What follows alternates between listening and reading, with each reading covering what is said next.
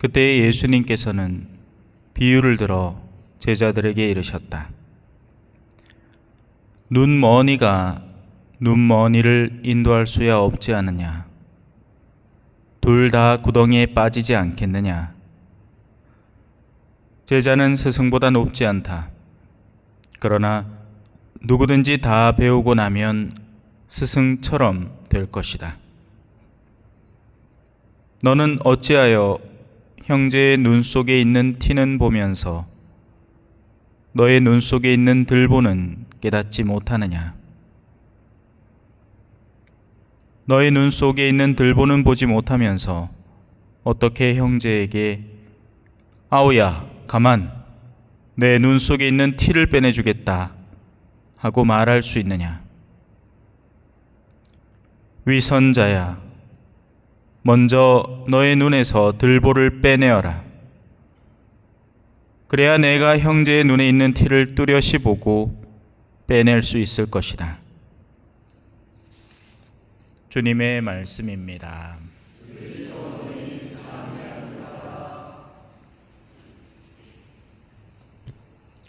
참 예수님,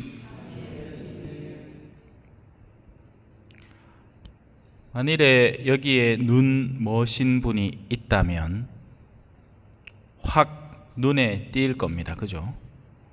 일단 지팡이 하나 들고 있을 것이고 더듬 찾아갈 테니까요.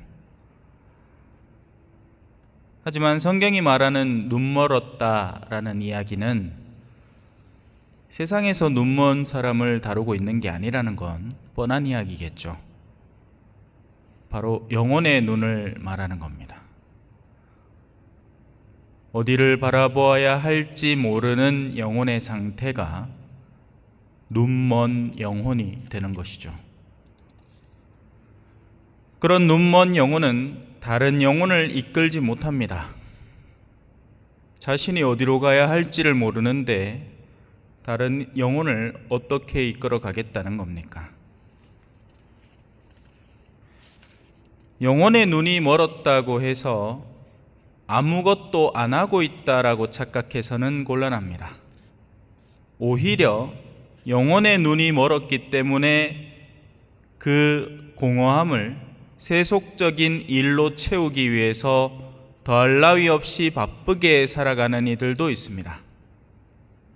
흔히 세상이 우리에게 가져다주는 쾌락이라는 요소는 사실은 영혼의 빈 공간을 메꾸기 위한 소재로 많이 쓰입니다.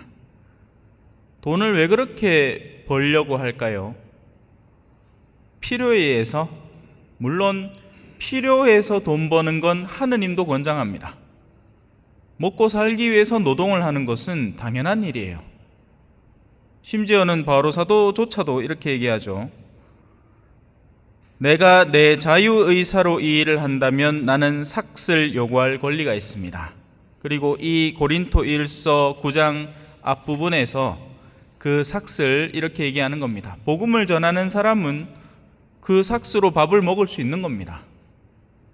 그건 죄가 아니에요, 여러분. 세상의 모든 강좌들은 그 값이 있습니다. 원래 대학 교수님들이 돈 많이 벌어야 돼요.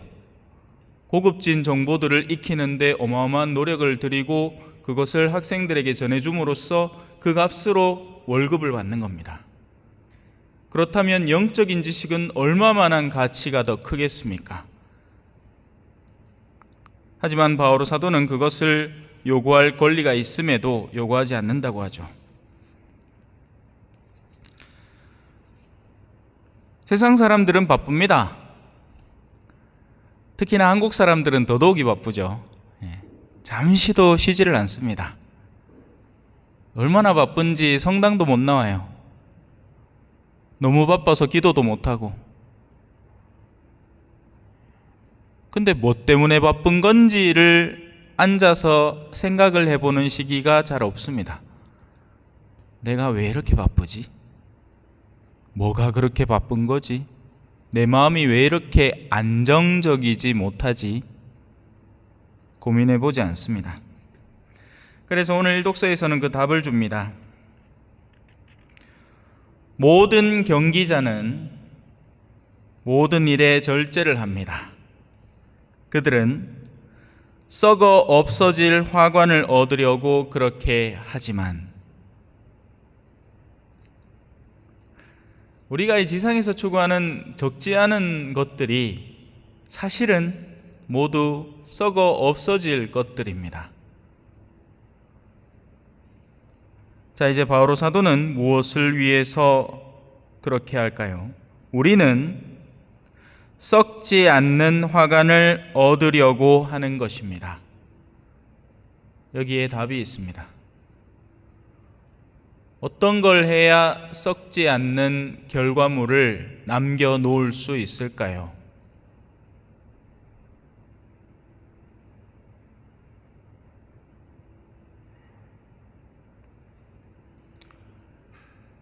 오늘 일독서를 이렇게 묵상을 하면서 저 자신을 빗대어서 한번 생각을 해봤습니다. 바오로 사도는 자신이 복음을 전하는 것 자체가 삭슬 받을 권리가 생겨나지는 않는다고 표현을 합니다. 그건 자신의 의무이기 때문에 그렇죠. 그러면 어떤 것으로 자신이 그 삭슬 챙길 것인가? 복음을 선포하면서 그것에 따른 권리를 행사하지 않는 것으로 자신의 삭슬 챙긴다는 겁니다. 이게 무슨 말이냐 하면 손해보면서 일을 하려고 애쓴다는 겁니다.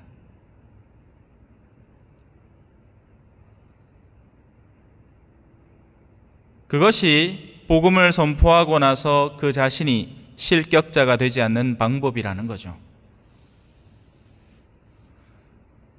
우리가 세상 안에서 어떤 일을 할 때 그 일에 대한 결과물이 예상이 충분히 됩니다. 그런데 어떤 일을 하고서 그것이 세상 안에서 그 어떤 보상도 주어지지 않는 일일 때 비로소 거기에서 영원에 대한 상급을 기대해 볼 수 있게 되는 겁니다. 이런 상상도 한번 해봤어요. 만일에 제가 시대를 앞서 태어나서 90년도에 이 본당에 와서 사목을 했으면 어떤 일이 벌어질 것 같습니까? 제가 여기 그 나이에 30년이 더 먹어서 이제 70이 되면 어떤 일이 벌어질까요? 그때 쪼맨했던 애들이 신부님 저 기억나세요? 하면서 자기 애들 데리고 와가지고 어느 성당에서 우연히 만났을 때 인사도 하고 하겠죠. 하지만 저는 그런 기회에서는 거의 제로 상태입니다. 그죠? 여러분이 가도 먼저 가겠지. 몰라. 뭐 가는 데는 순서 없다지만, 그죠? 적어도 제가 여러분에게서 30년 뒤에 여러분이 나를 찾아와가지고 신부님 저 기억나세요? 하지는 않을 거잖아. 오히려 제가 여러분들 묻혀있는데 이렇게 거닐면서 아이고 요셉 형제님 잘 계셨습니까? 그래. 아이고 여기서 만나네요. 아이고 마리아 자매님 이거 뭐 하십니까? 아이고 그거는 좋아해. 그거 하고 앉았겠지. 그죠? 예. 아니죠. 아닙니다. 그렇게만 생각하면 어리석은 생각입니다. 바로 그 보이지 않는 이득이 영원 안에서 쌓일 것을 기대해 볼 수 있는 겁니다. 현세에서는 그 어떤 것도 되돌려받지 못할 게 뻔하지만 영원 안에서 여러분과 다시 만났을 때 여러분은 비로소 그때 제 복음 선포의 가치를 인정하게 될 겁니다. 적어도 저는 어느 방향을 향해서 가야 하고 거기에 누가 계시고 그분이 어떤 것을 나에게 기대하고 계시며 바로 그것을 바탕으로 여러분에게 어떤 복음을 전해야 할지를 적어도 알고 가기 때문입니다. 안 그랬으면 그런 거나 하겠지. 자, 이번에 이제 행사 있는데 우리도 가톨릭 신문 한번 내봅시다. 묵주기도 100만 단, 레지오 한 팀당 10만 단씩 딱 해가 요 도표 만들어 놓을 테니까 스티커 딱딱 찍어가며 바치소 하면 대먹지도 않은 기도한다고, 예? 사람들 마음에 심적 부담이나 잔뜩 주고 바치지도 않은 부도수표 난 기도를 들고 와가지고 스티커나 띠띠 붙이고 그래가 사람들 더 죄짓게 만들고 하고 있겠죠. 아닙니다. 소경이 소경을 이끄는 거죠. 만군의 주님, 당신 계신 곳 사랑하나이다. 행복하옵니다.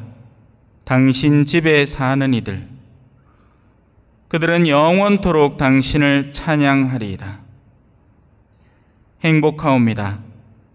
마음속으로 순례의 길을 떠날 때 당신께 힘을 얻는 사람들. 아멘.